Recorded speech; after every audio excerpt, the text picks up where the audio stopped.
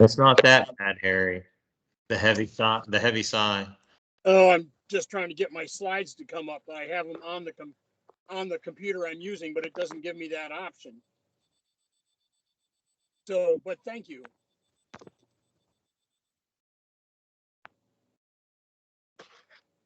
Any advice on how to do that?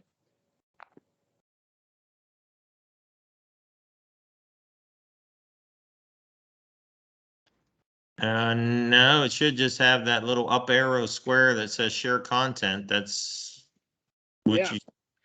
Doesn't offer you that option. It gives me share PowerPoint, but it doesn't allow me to go to my own machine to do that. So where are we here? Well, email me the presentation and maybe I can bring it up and run it for you if you need it. Oh, I know what I can do. Hold on a minute. Okay. It says I've got to share screen here. Let me do that. Screen broadcast, start broadcast.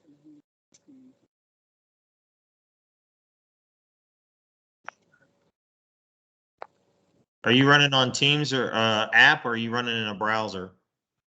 I'm running on the app. Okay. Yeah, I'm seeing something coming through. It says screen broadcast. Yeah, I'm trying to.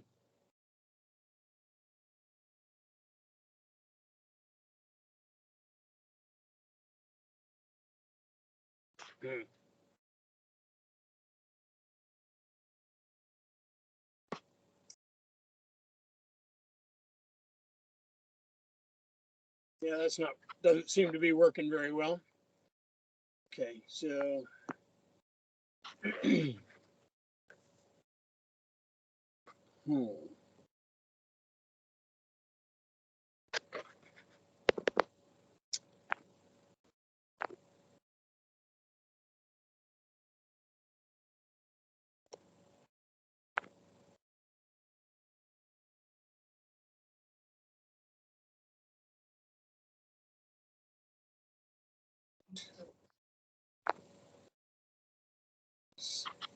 On the top of your app there, I don't know if that last transmission went through because I don't know if I had it on mute.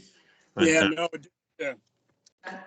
But at the top row of your app, you should see like where you can turn the video off and on and the microphone off and on, and then right next to it's a square with an up arrow that says share content. You don't have that? I have that, but so that's what you want to do. You want to click on that, and that'll start sharing your screen. That little square with up arrow. Oh, hang on a minute. Let's see.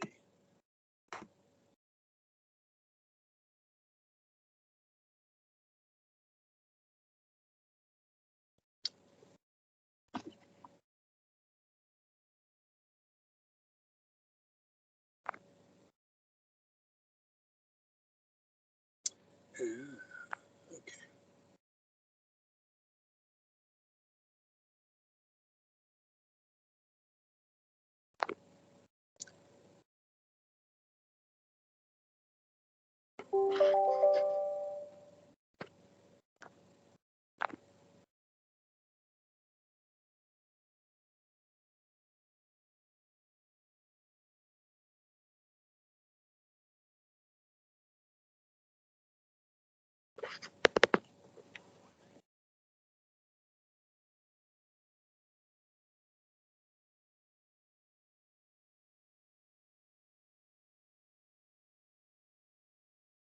I don't have a copy of your final presentation, but I can bring up the draft one that you sent me if you need it. Yeah, let me get back to that now that I've lost it someplace. There it is. Okay. Share. Send copy. To.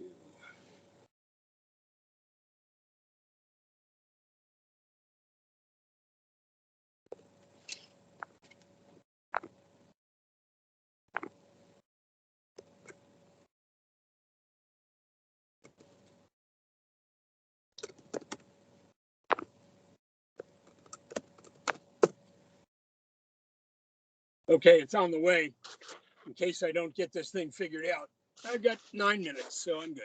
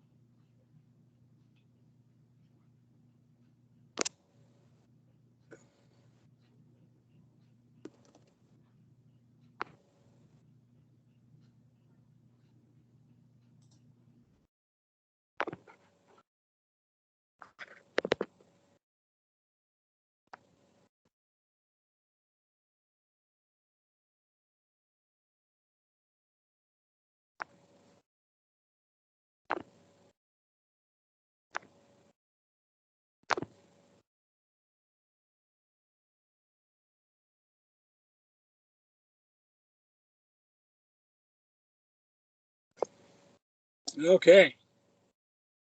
There's that. All right, are you still with me? Yeah, I'm here. I was just trying to figure out whether it was you sharing or me sharing. I think you got it now. Yeah, I think I got it. I moved it to a different server, and it came up all right.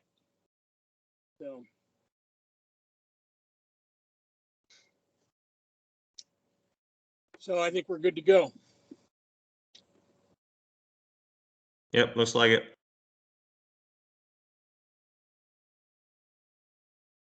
Got a pretty good connection. The got my phone hanging out of the sunroof so I can get a straight shot without any metal in the way. And then it's not raining yet, so that's good.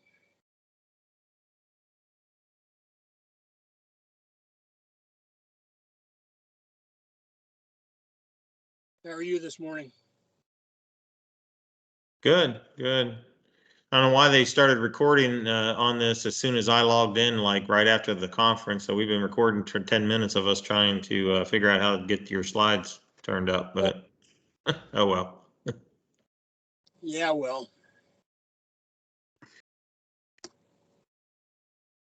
Good morning, all. Good morning, Rich. How are you? Good. How's everybody doing today? Oh, fine. Fine. Paul, I need a little Wonderful. more enthusiasm.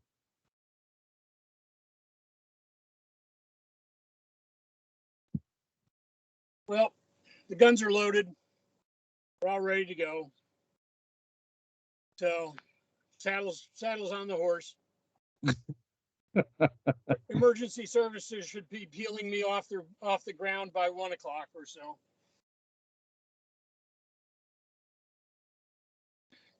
Don't tell Amy that, or she'll make me come home.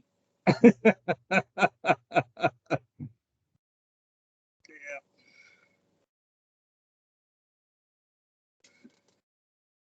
All right, here it looks like everything's good. I'm going to pop back out and make sure everybody else is good, and then I may pop back in. Okay. Good. Thank All you, right. sir. Thanks, guys.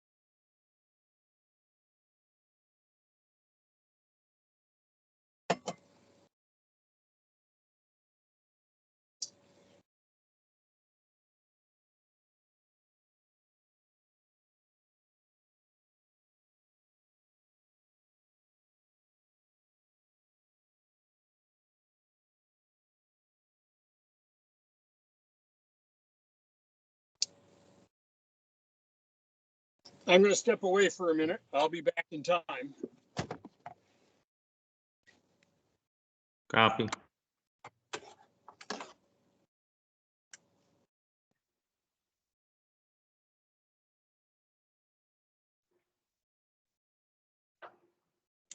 Leave sound on.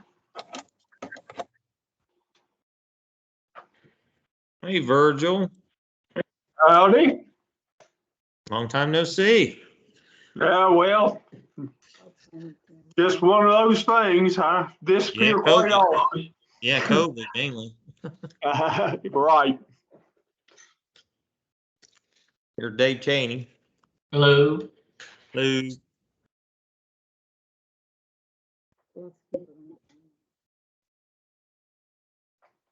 Hello, Virgil. Howdy, Dave. How are you doing today? Doing all right.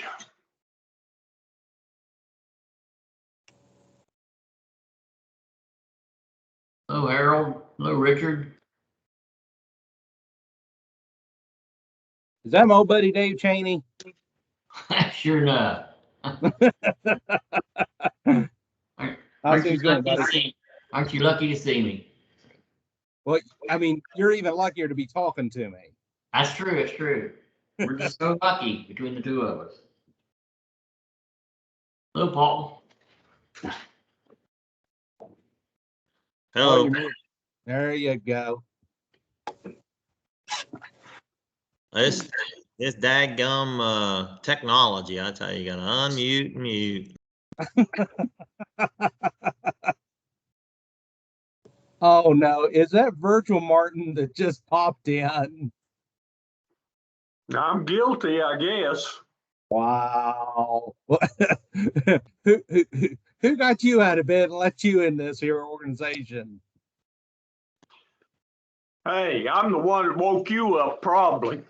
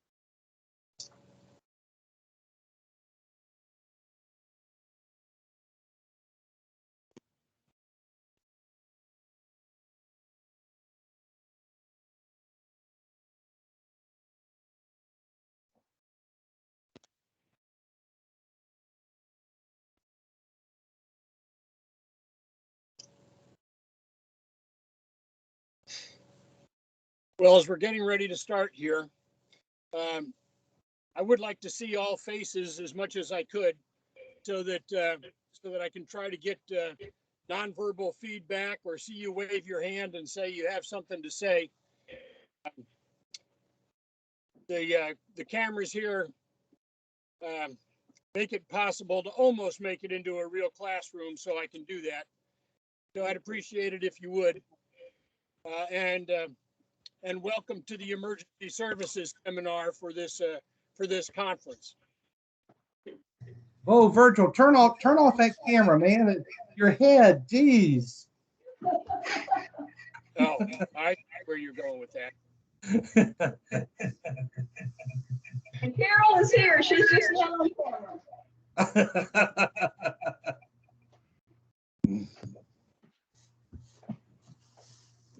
Okay, so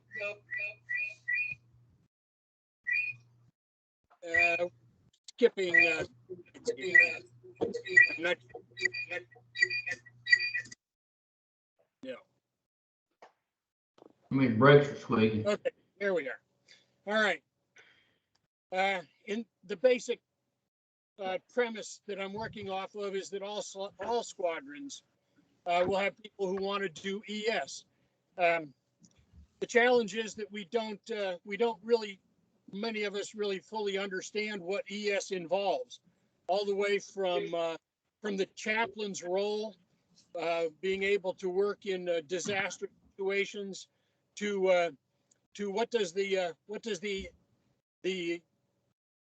cadet do who can read photography once it's brought back off the airplane. So there are a lot of roles out there that we don't focus on, we don't look at very much, but all squadrons will have people who want to do this, and the object here is to give them an opportunity to do emergency services. But we also recognize that not all members will want to do emergency services. Cadet programs are equally important. Aerospace education is of course important because it supplements the education they're getting in school, and some will just want to do drill and ceremonies, and that's fine. But our focus is going to be emergency services. Someone has their hand up. What would you like to say, please? Okay, the hand went down. We all have communities that have emergency services and disaster recovery services. One of those will be the CERT, the Community Emergency Response Teams, and we have one of those. That's one of the things in our 101 card. So we want to build normal working relationships with our local communities and be ready to participate with them when we can. Even experience outside of Civil Air Patrol in emergency services is worthwhile to both the individual and to us and the unit that they're participating with when we don't get called out. So we want to be hand in glove with all those people. And then FEMA and USAF, we want to try to build normal working relationships with them, and National is working in that direction to make sure that our standards, to bring our ground team standards and the others up to speed, so that we meet the FEMA standards. FEMA likes to use us. We're inexpensive and we have lots of resources. So we want to make sure that when they call us, we're ready to go and we have what they need. And then, of course, all the communities that we live in need to be able to trust emergency services organizations and disaster recovery organizations.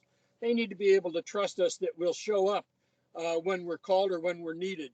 And we need to make a focus on that through our local squadrons and our recruiting efforts. And then very few communities have dedicated air assets.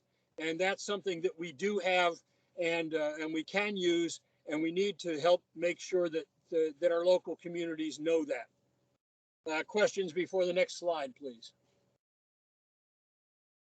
Okay. Over the years, we've watched our coastline for enemy ships and submarines. You know that we search for lost aircraft and lost people, and there are more lost people than we get called for. We want to increase that for use of our ground teams. West Virginia just had a lost person call, and unfortunately we got called in pretty late, so the ground was pretty torn up, and searching for clues was almost an impossibility. Dave Cheney was along on that, and several others, and we're thinking about doing some search team overnight exercises in that area in the future, just to see if we can get used to that kind of territory and perhaps finally find the person who was out there who hasn't been found yet. And then disaster response. A lot of local communities get floods and things like that, and we need to be able to work in on that. And that's going to require us to have a local area response effort. We don't need to wait for people from Martinsburg to make it all the way out to Mid-Valley to help out. We need people from Charleston and Beckley and Parkersburg to be in on that. So we need to be able to work locally and build those local connections with our neighboring units, and get used to doing that. Know who to talk to, and know what the resources are and the capabilities are. We provide aerial photography to different organizations. And after Hurricane Ida, National wanted to do crowdsourcing to look at photography to see where the damages were and things like that. We have taken a lot of photos over the year. I'm an aerial photographer, and I've always wondered, so after we take photos, what do we do with them? That's a great training opportunity. I was looking at some photos from the Buchanan, West Virginia airfield, and from taking it from the east looking west, there were a couple of blobs out there, but the photo wasn't all that good. But when the aircraft came around, the photographer got a good shot shooting from west to east, and you could tell that one of those blobs was the Air Methods emergency helicopter getting ready to go out. So I went back and looked at the first photo, and I still couldn't tell what it was. So we need to have people who can read photos and give feedback to the photographers so they get an idea of what it is that they're looking for and improve their capabilities while they're out there. So aerial photography is big, and we need to practice that in all aspects of the photography, getting it uploaded and getting it looked at. We do communications relay, but communications relay effectively means that we have a relay aircraft on top all the time, and we need to be prepared to have 2 aircraft available with crews so that when one comes off station, the other one comes on. That's going to require on-time takeoffs and flight planning that works within some window of operating time. And then, of course, distributing food, water, and other supplies. We saw that during COVID, a lot of states were involved in points of distribution, and we've have many people who've done that training, but we have very few probably who've actually been involved in points of distribution on a normal training basis. But there are opportunities in our communities, and one of those will be the local food banks, because they set up a drive-through arrangement. Well, can we get with our local food banks and arrange for some of our people who are POD qualified to work some of those food banks so they can see how points of distribution work, and then go back and look at the training film again and see how to do it better, so that when it's our point of distribution, we know how to set it up and make it work even better. So those are some of my thoughts on where we've been and where we can go. Looks like I've talked to some of these already. The only thing left on here is that technology changes, but the needs of humans do not. We still need to be able to help them. We still need to be able to find people, lost aircraft. We need to be able to use the new technology better to make it work better. The full motion video and the 3D aerial mapping might be just something that could work very well. Getting a forward-looking infrared on at least one aircraft might be something that we want to look into and train to. That might be able to help us with an aircraft up before the ground crews even get in there or the ground teams get in there to find a human. We might be able to pick up some of that body heat and see what's going on with that. So other than that, that's pretty much that slide. Any questions so far? No questions. All right. That 3D aerial mapping, that requires apparently a couple of aircraft, 3 or 4 perhaps, to be flying in line. A lot of flight discipline there by the pilots, and so that they get overlapping mapping all at the same time in the same sectors. That's going to be quite a training exercise to do that. Drug area reconnaissance, we seem to be doing a lot of that here recently, but not here in West Virginia. Most of those funds have been moved to drug area reconnaissance along the southern border, and that means that we're helping the border patrol down there under the guise of doing drug reconnaissance. And are we ready to do that? What's my screen doing here? I haven't touched it.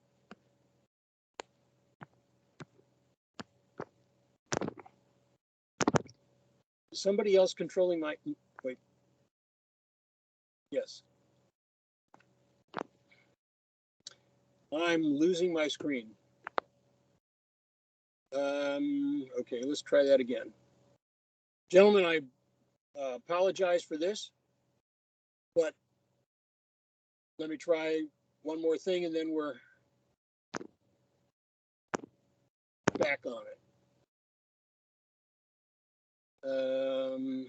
Okay.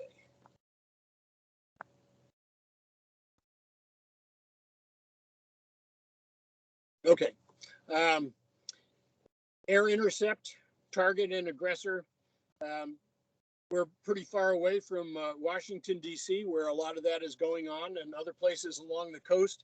On the other hand, we know that that we get F-15s down the valley where I live, and F&A 18s coming across up near Greenbank. Can we get our liaison to work with some of those people and say you want to do some target intercept training?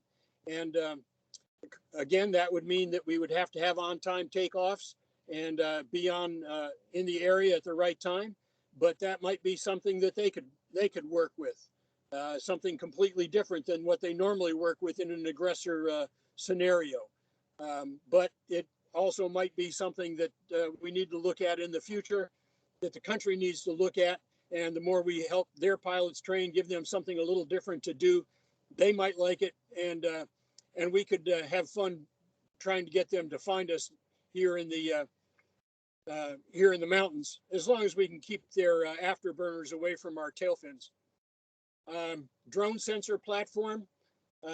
Most of you know, or some of you know, that that in the Southwest we're flying the drone sensors because they can't fly the drones in the United States.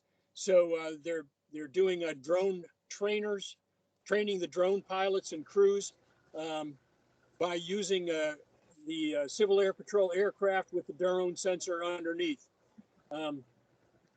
It doesn't have to just be in the Southwest. Now that we're pulling out of Southwest Asia, there are other places in the world that might just turn out to be places like West Virginia.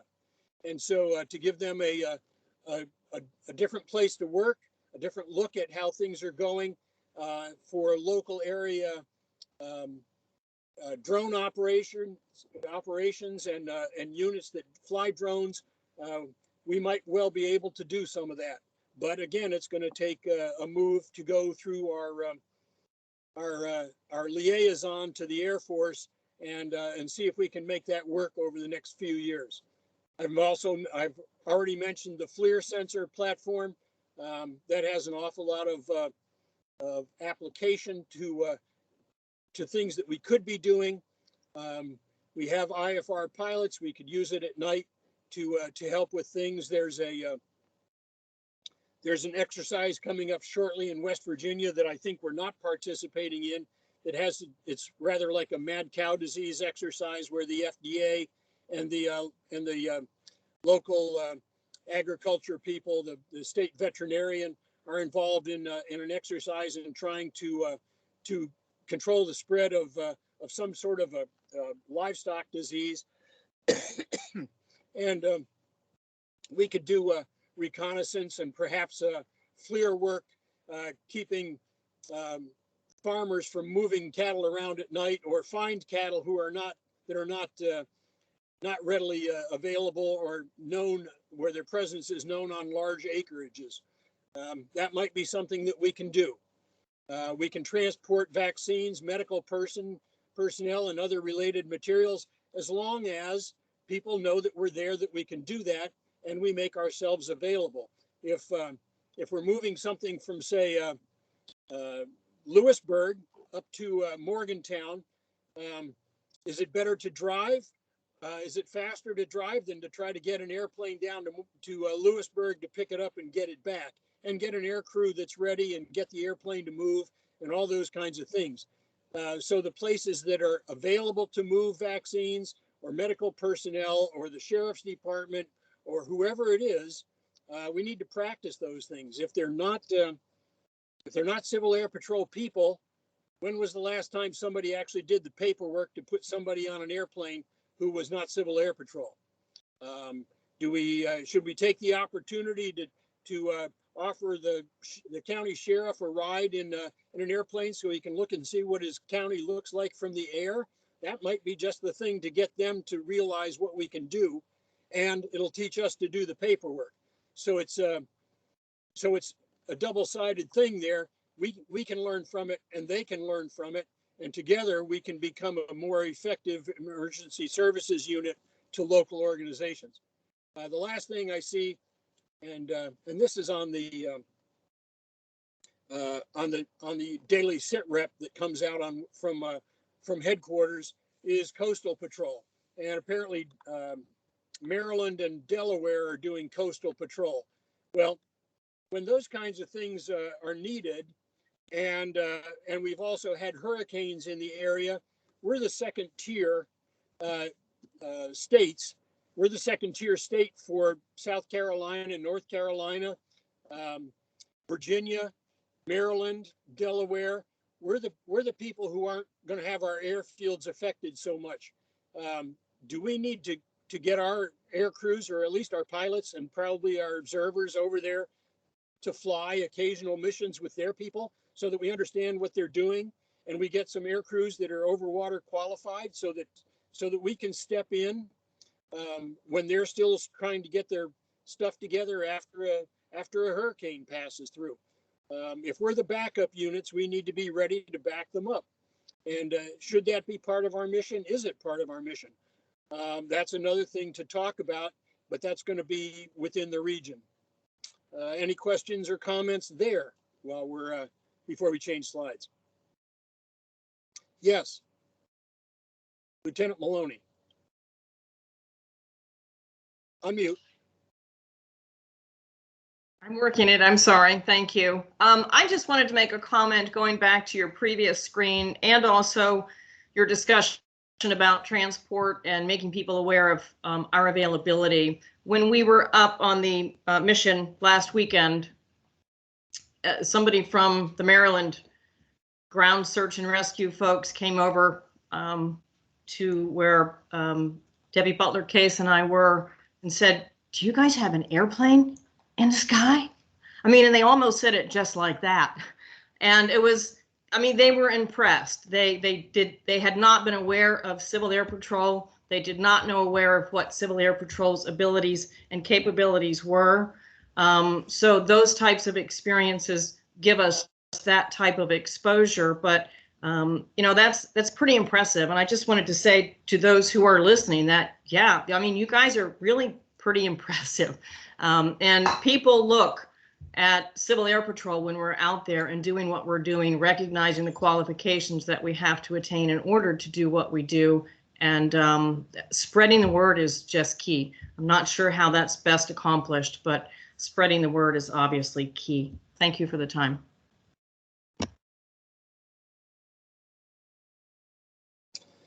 Good, thank you. What's our current condition? I have manning lists. I have the quals lists, but I haven't sat down and broken them out into regional areas or physical areas of the state to see where we are. But we have people who are qualified in all incident command positions and ground team and air crew positions, getting us built into a further having further depth in our manning because we're volunteers, and there's a lot of people who are doing other things this weekend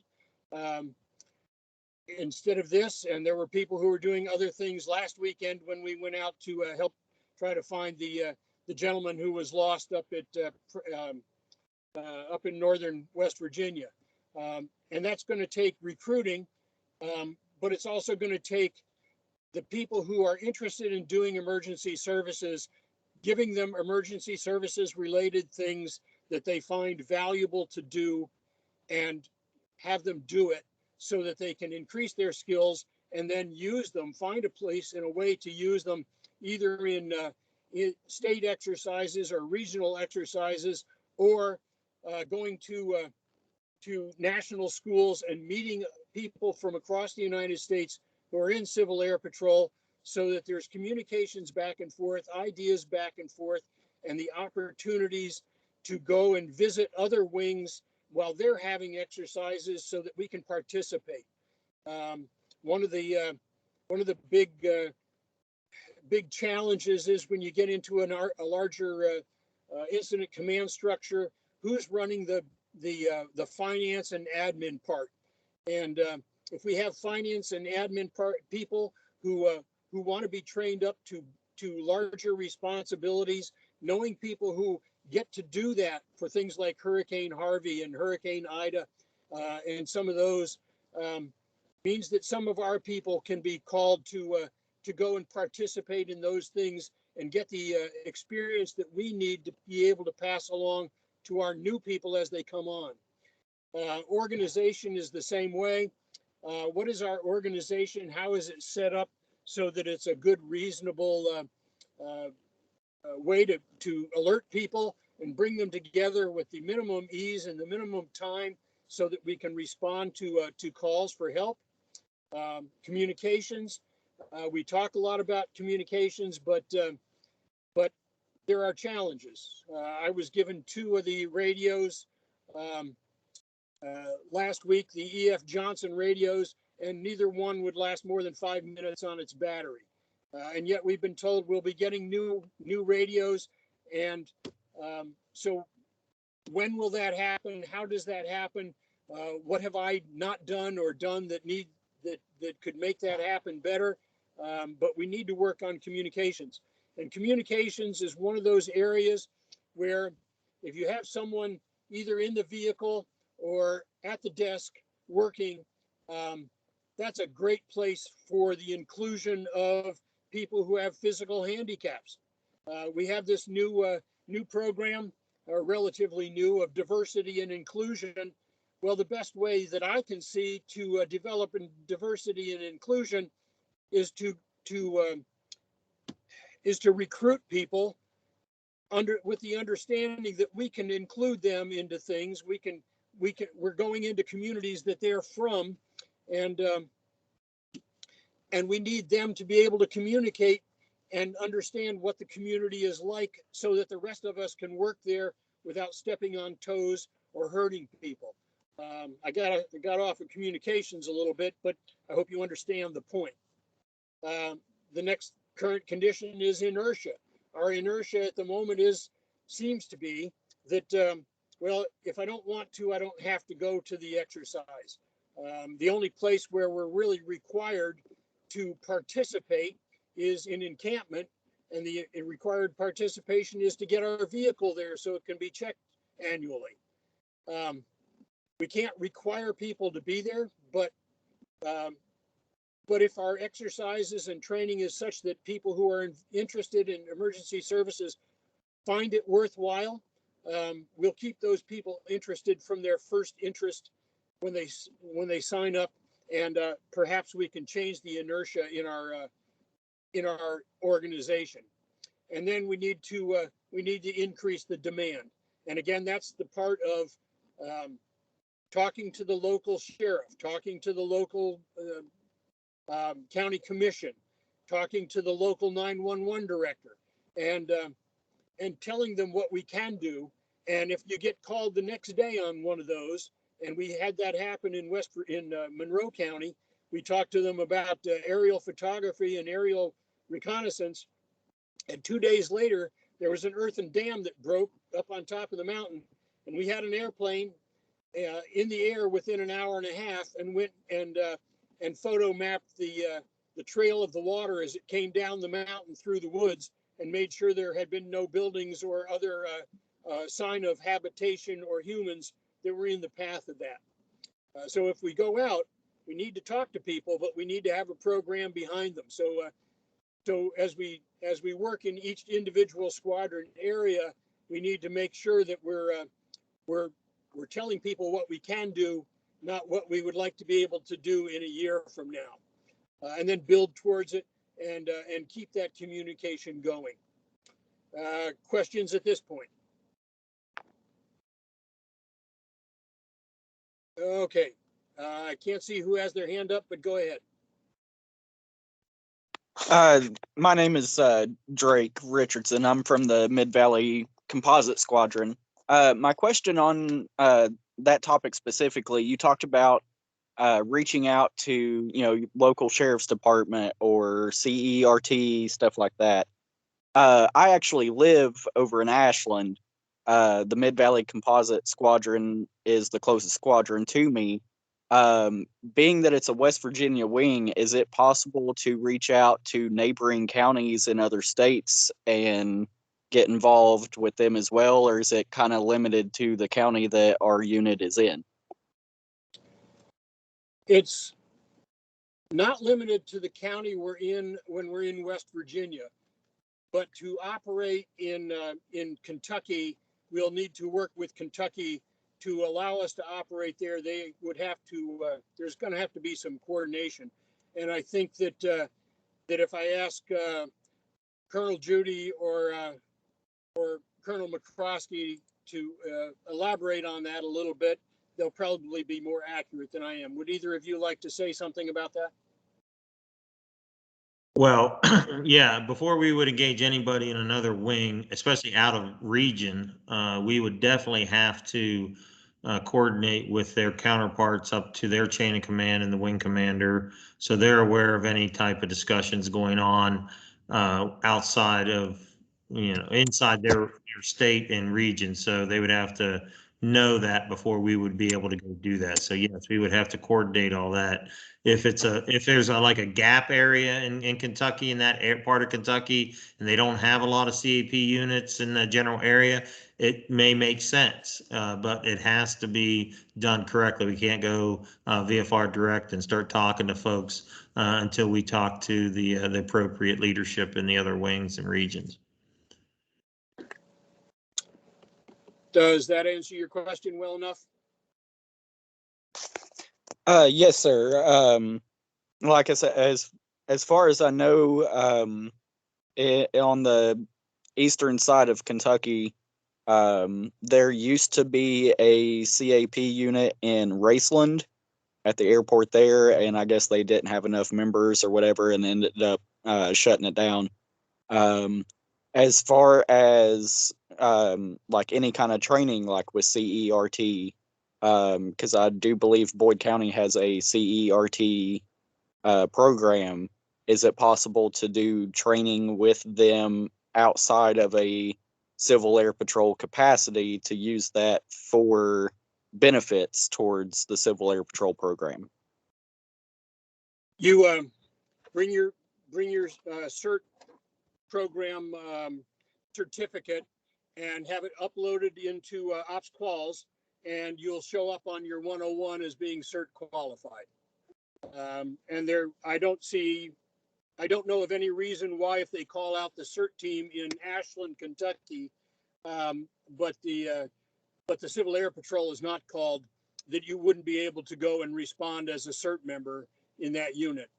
Would that be correct, Colonel McCroskey? Okay, I'm trying to follow you there. Basically, as outside of CAP, if you want to go get CERT training in another state, so be it. You just can't represent yourself as a West Virginia CAP member at that point. And then bring your certificate back. There's no borders restrictions on the training, so you, like you said, you could qualify and upload it, and you'll be qualified in CERT. And then, the downside, like I said, if they called out in Ashland and you go as a CERT member, you would just do it in your volunteer capacity outside of CAP and not as a CAP member. Unless it's coordinated with us and we coordinate with Kentucky and ask if it's okay if our resources are utilized in that area. It's just a matter of stepping on toes, and we need an agreement in place if it's going to be something we're likely to do.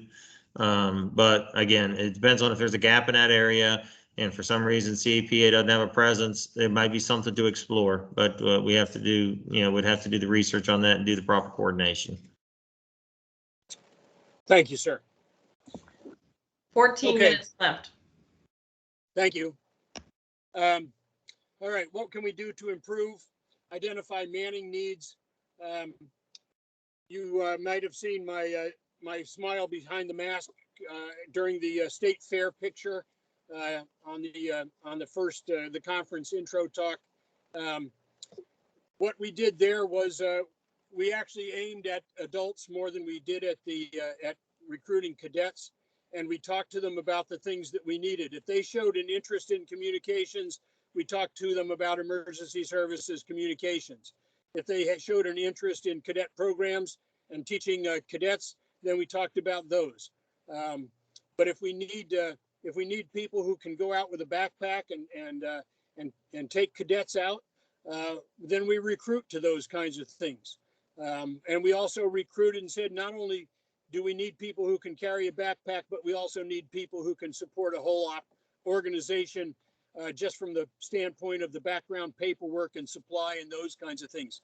So if you identify needs that you have as far as specific skills, I would like to be able to set up a recruiting and information booth at an event in your area and try to recruit to those skills, specifically to those skills, to try to get people into the unit who are interested in those.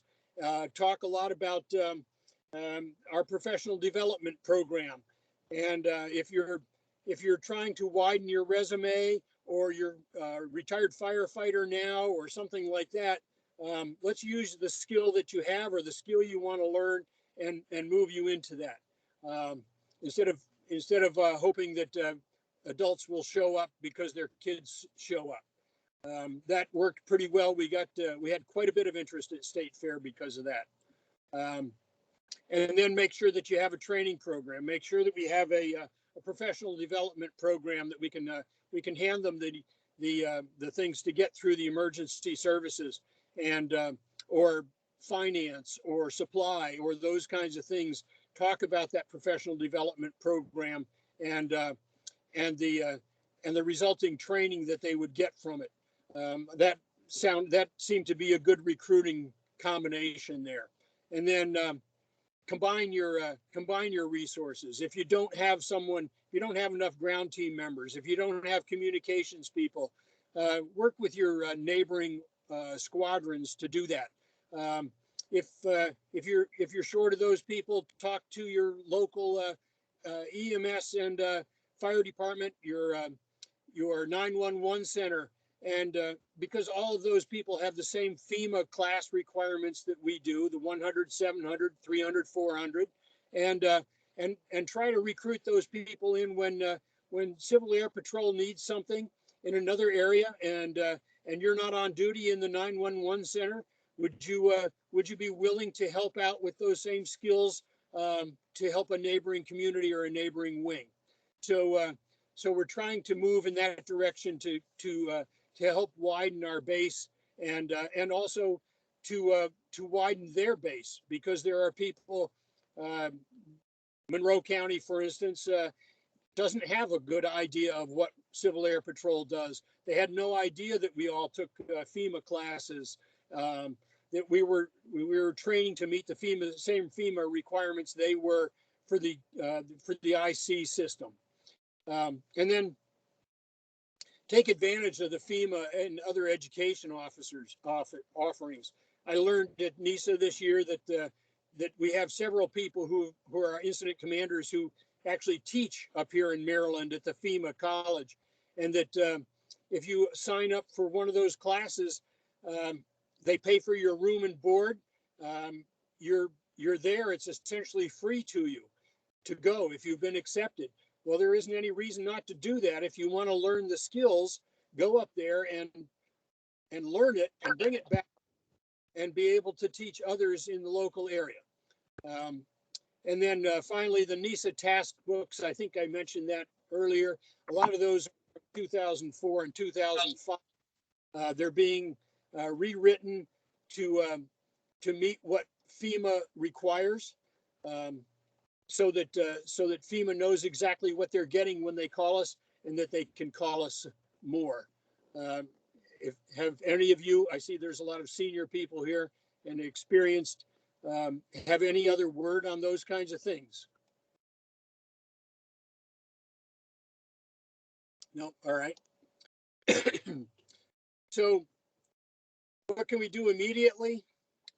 Get involved with the local food bank, support the point of distribution, get to know those people, and that way we can make ourselves known not only to the people who send out, who do food bank support and point of distribution support for the local community, but those people and others will be able to recommend us to the emergency services organizations in our area, and we'll have real live training when we pull together a point of distribution team to go to North Carolina, like it looked like we were needing to do a few years ago. We sent the IC team down, but we were trying to assemble a point of distribution team to go. Nobody really knew and had experience with it, I think. And it was tough to get people to sign up to go. So if we get the experienced people, will have experience and be more readily available, make themselves more readily available, at least in theory. Area cordon, we don't practice that very much, how to restrict access to areas. But if we find an airplane down, or if we had found the body last week, or the gentleman still alive, how do you cordon that area so that we don't get a bunch of people running in there all over the place, destroying whatever evidence is there, and how do we do that? How do the cadets know what to do if a reporter pushes past them, trying to get in there and get pictures?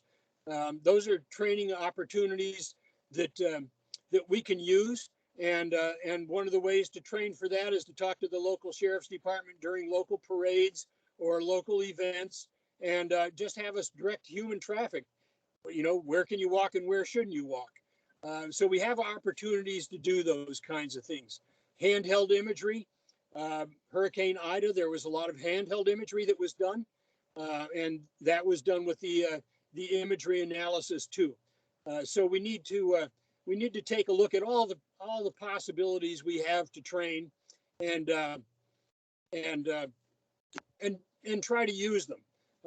But of course, some of that's going to be working in the local areas, the local squadron areas, to find out what they have going on and change the inertia and the thought processes in those areas.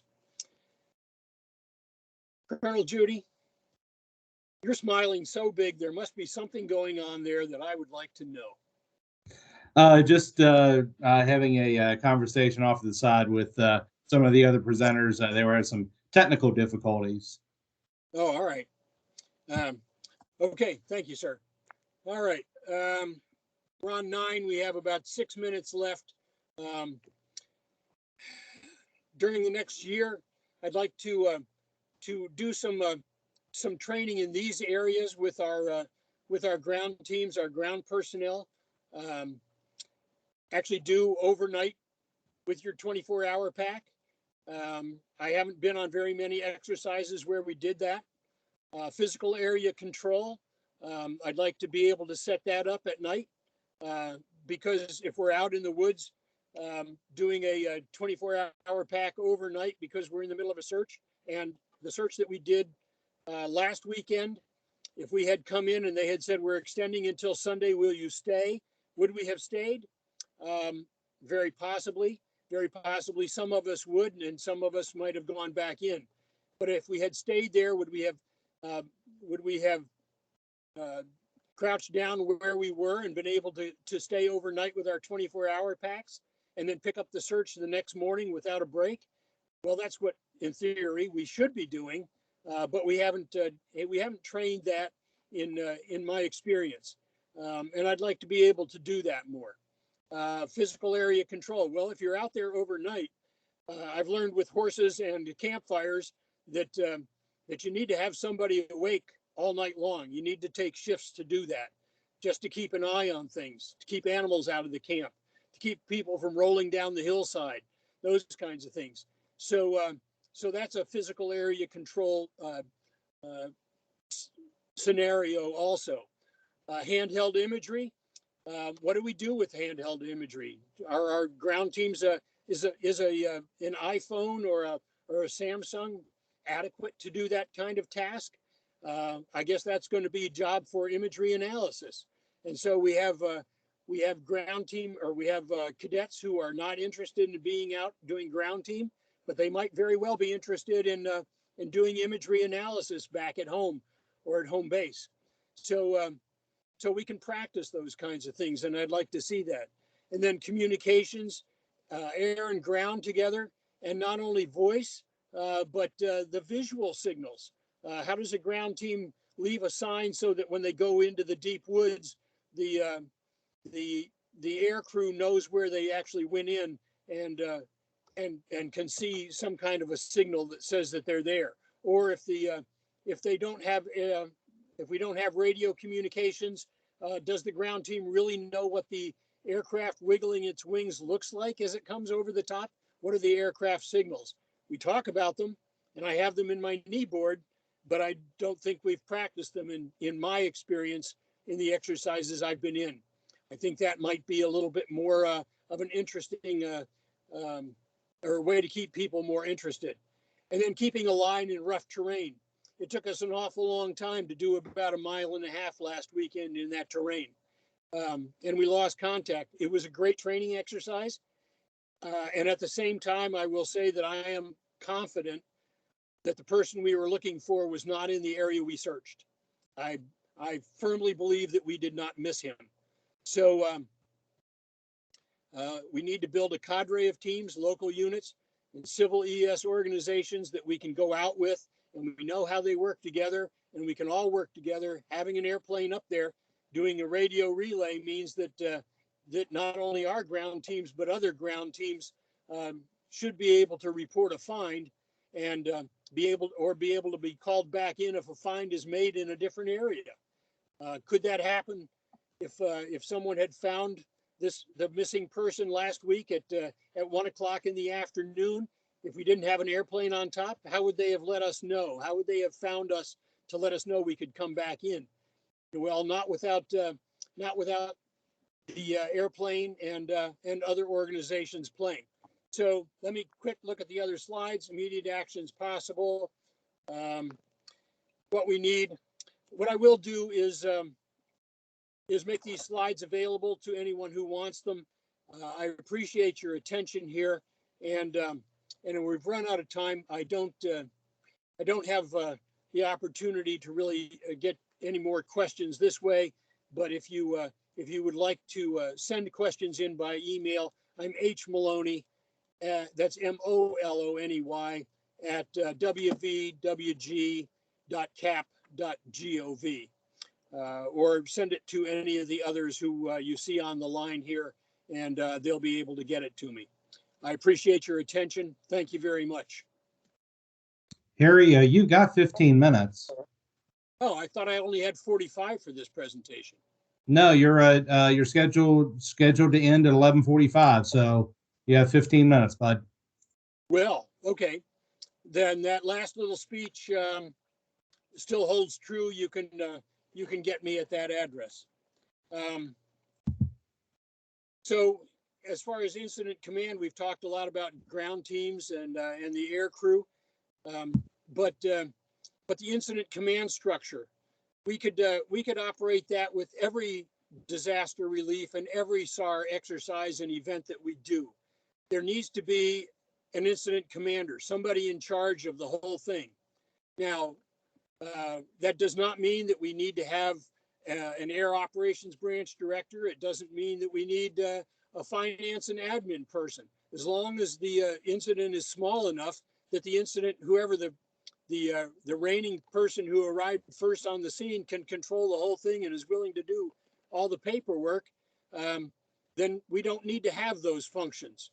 But as something grows larger, if we have both aircraft in the air and ground teams on the ground, then it's a good idea to have not just the incident commander looking it over and making sure everything is done right, but we need to have somebody who's responsible for the ground teams, where they are, who they are, and another person who's monitoring the aircraft and making sure that that we have a backup aircraft.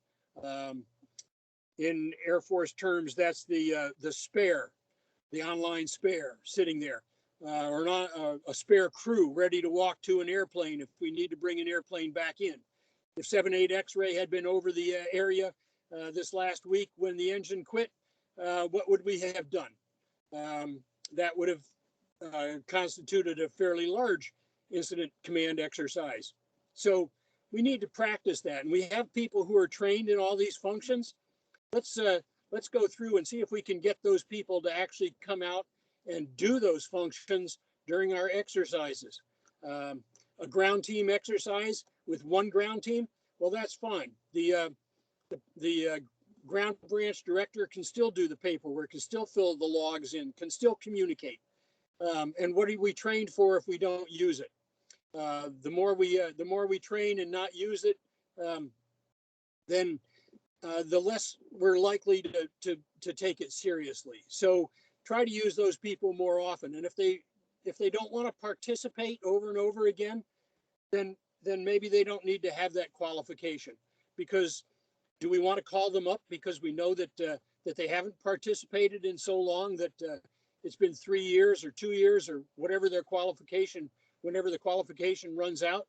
Are we really going to trust them with a larger exercise and say 5 ground teams or 5 aircraft?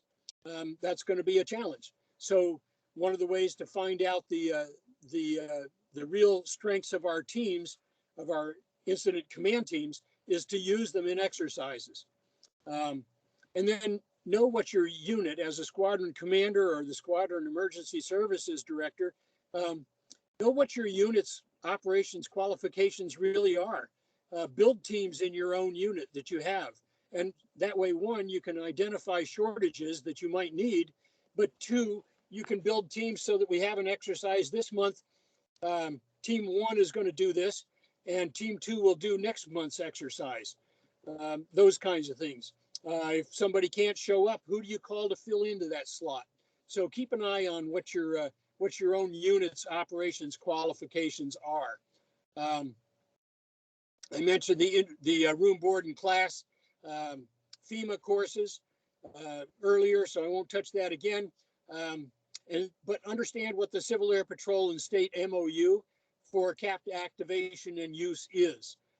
Teach the local agencies what they can expect, from the local unit, and what they can expect in the longer term from the state, the wing, essentially.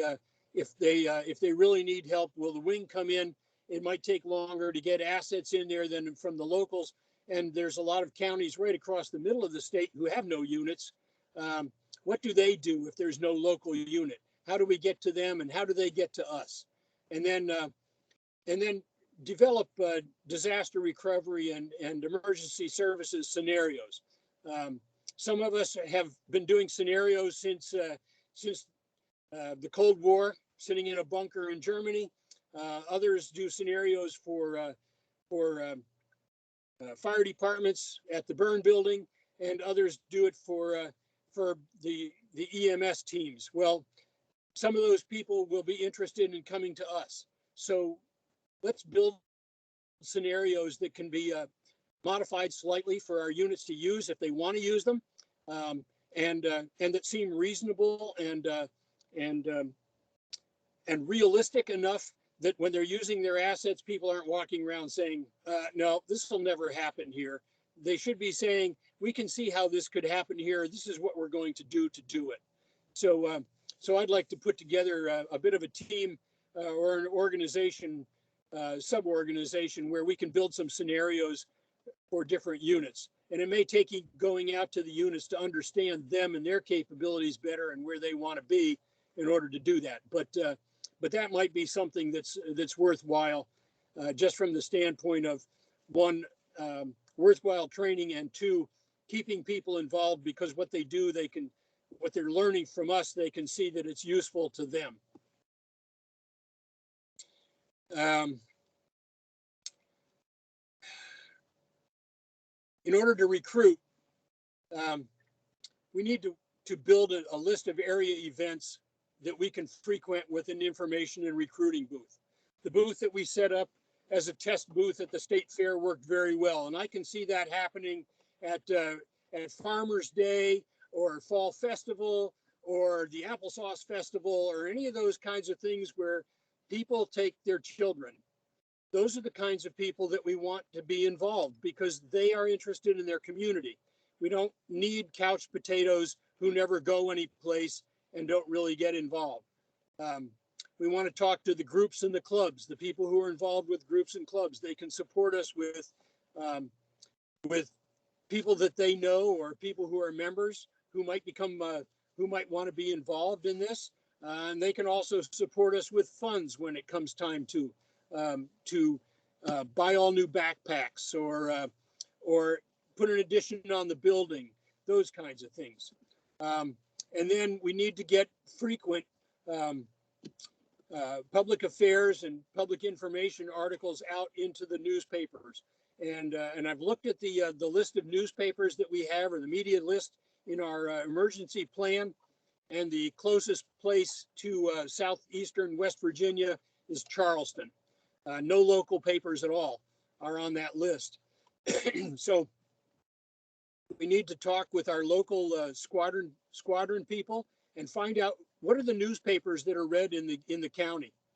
What are the television stations that are watched, and make the communication with them so that we can get our articles out, and then get used to doing that. So when the IC or the wing commander has an article come in that says, I'd like to release this, they know what to do with it and can get it back in time for it to get into those newspapers or television or radio stations. And then also with that list of events, to put our information booth out there. And I'm perfectly comfortable over the next year traveling around maybe and doing 2 information booths a month at various sites and helping local organizations learn how to run an information booth to their own strengths, looking for participants to come to their to come and join up and provide their skills and support the local organizations. We've all lost an awful lot of people over COVID, and we can get those back. People are looking for a place to participate, and the people who go out and frequent events like that and will stop and talk to you at a booth are the kinds of people that we want in the organization. We need to have good programs to put recruits in. It doesn't do a lot of good to recruit a lot of people, and then when they show up, we say, well, we really don't have anything for you to do right at the moment, but give us a couple of months and we'll have a program. We need to recruit to programs that we have and then expand on that. And we need to know how to do that. We need to know how to train our people. The professional development program has just started with a new document, a new program in the last year or two. And frankly, some of that wording, that volunteer university, is kind of a mystery to me still. And we need to make sure, and that might be a good thing for the MESA to have a recruiting program.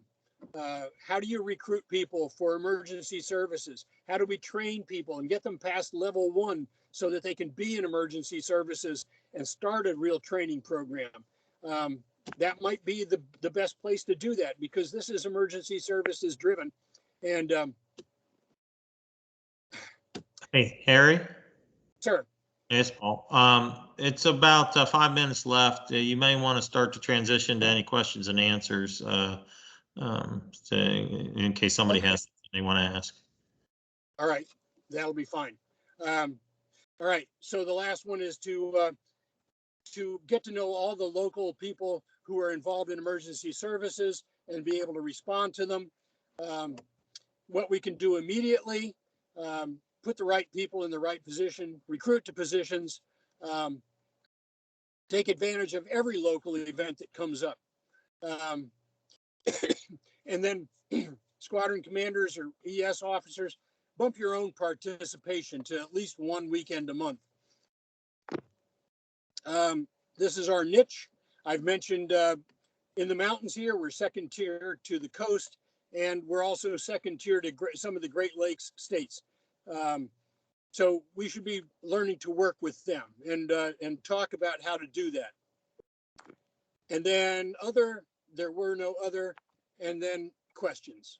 So let's have any discussion that you want to have on any of these points. Go ahead and just chip in. You can unmute your mic. We have a hand raised. Colonel, go ahead.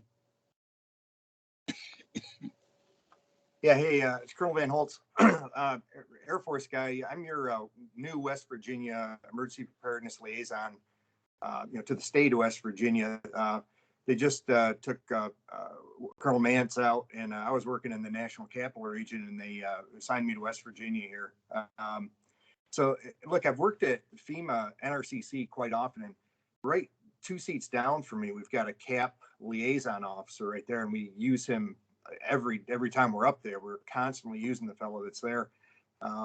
So I just did an exercise in Charleston, the Vigilant Guard 21, and I was kind of shocked to see that we didn't have a CAP representative there. So I was curious, what's your relationship with the National Guard, with their Joint Ops Center, their JOC there? Do you have a good, like a seat right in the JOC normally, or is that not happening for you?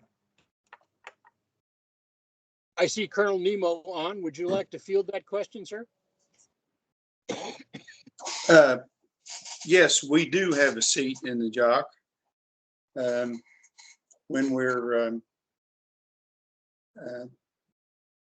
asked, depending on what their situation is. What was the mission that you mentioned, Colonel? Yeah, we it was a Vigilant Guard. It's a national level exercise, and CAP could have helped out quite a bit in it, and they weren't. I didn't see him as a participant there, and I was just wondering if you had a good relationship with the Guard. And, if you didn't get invited, then there's something wrong with that. You guys probably should have been there. It would have been great training for you. I can probably help correct that now that I'm in this position. If you didn't get an invite, that was kind of shame on the Air Force and on the Guard. The state itself, they should have invited you to attend that. Yeah, we would. This, sir, this is Colonel McCroskey, the ES director. We didn't find out about that exercise, I think, until the week of.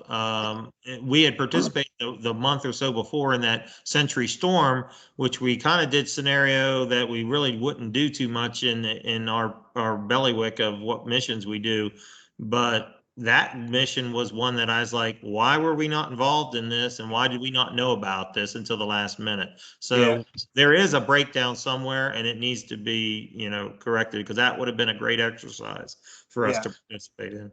Yeah, absolutely. So now that I'm in the seat here, I think we can get that corrected. I can liaise with my counterparts. We've got Army EPLOs and Navy EPLOs and Coast Guard EPLOs. So we got a bunch of us out there that are working like per state, and we work as a team. Even though I was National Capital Region, they threw me over into West Virginia. I was like, I found out about the exercises, and there's a lot of training opportunities for the CAP guys. I mean, it fits right down your bailiwick with the flying and such. I was really surprised to learn that you guys do pod distribution, the pod program. I mean, I didn't realize that Civil Air Patrol would do pods. So that was pretty interesting. I learned that today, and that'll help me out going along to help coordinate some training with you guys. But you talked a lot about the FEMA courses that you can take. There's got to be state level West Virginia EOC courses that y'all could take too. I'm going to start looking into taking a bunch of those. I live in Charlotte, North Carolina. I take a bunch of courses here for the state of North Carolina, but if I'm going to be in West Virginia, it doesn't do me much good down here. So I'll go to West Virginia and start taking those, and maybe put the feelers out. I get the impression hearing y'all that that not a lot of people know about CAP and their mission in West Virginia. So I mean, I think it's great that you're going to try to push that and correct that. I can certainly help out with that too. One other thing I was in Special Forces for about 3 years, and calling in airstrikes, and there's ASOS units, Air Support Operations Squadrons throughout the U.S., and they're all special ops, special forces guys that go out forward of the lines out in Afghanistan or wherever they need them, and they'll call in airstrikes. And what we did when I was up in Syracuse as the ops officer up there, we had an ASOS unit there, and we wound up working with the Civil Air Patrol routinely.